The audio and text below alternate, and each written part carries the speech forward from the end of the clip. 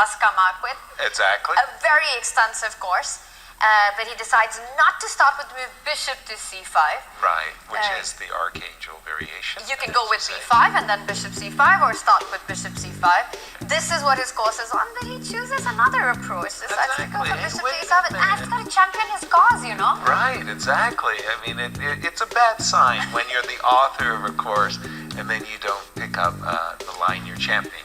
Peter, what do you think? Do the top players, the very best in the world, do they actually study the courses that their colleagues come out with just to get an insight into? I think it was a shock to me when I realized that very, very strong players actually are aware. It's understandable that he doesn't really want to give people the opportunity to target him. But as we go through the MPL and we have caught up with the players, you know, somehow Black's kind of landed on his feet here. I don't see too much going on for White. Black. The Blitz champion. Yes. So he's quite the beast to face in these formats. We saw the big save he had in round 1 against Anish as well. Finds those resources with little time on the clock. And this time it feels as if Fabi's the one who's managed to get a bit ahead on that 17th piece, which is a clock. Yes. Chess.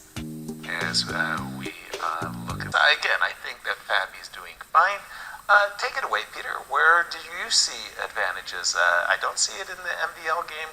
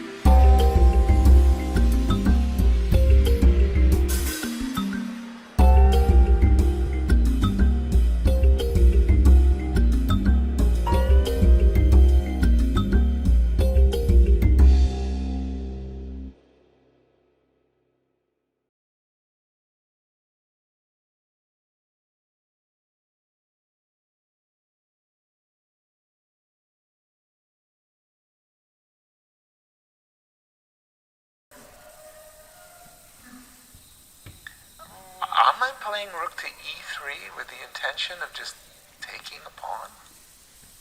No, C6, C7, and with my C6, pawn on yeah. C7. Finally, by the way, he has put his rook on the 6th rank. And it had to be done, right? Yes, because if you allow the white pawn to get to C7, C7. you can't improve your position. Exactly, but at the same time, now he doesn't have the move rook d6 check to liberate his king. Rook e2. Peter? Is Yeah, I this think we probably crazy don't have talk? enough time to actually delve into this, but I think I sort of figured out what was happening there. It's happened. C6 played, he doesn't care about the b3 pawn, he just wants it on c7 so that you make sure that black's rook is tied down to the defense of the c pawn. And that is exactly what he's done. I think this is now a very trivial draw as well, because black really has no progress to make, and you can just shuffle probably the d1, d2 squares. And Whoa. although with the king on d1, black could consider playing a5, b takes a5, b4. Maybe what you actually do is you play rook along the select rook f7 here. And if the king comes out, you start giving checks, and Eventually driving him back to f1. yeah, and that maybe is a draw. And the reason, Peter, you're saying that is because if the king is on d1, once you sacrifice the a pawn on a5, which is the only winning idea that black has to try to push the b pawn, is that b1 is a check. Yeah, I don't like the idea of b1 landing this check. It worries me. I don't know if that's enough to win, but it definitely worries me quite a bit. And as you can see, he's reaching for the rook. He doesn't like allowing that either.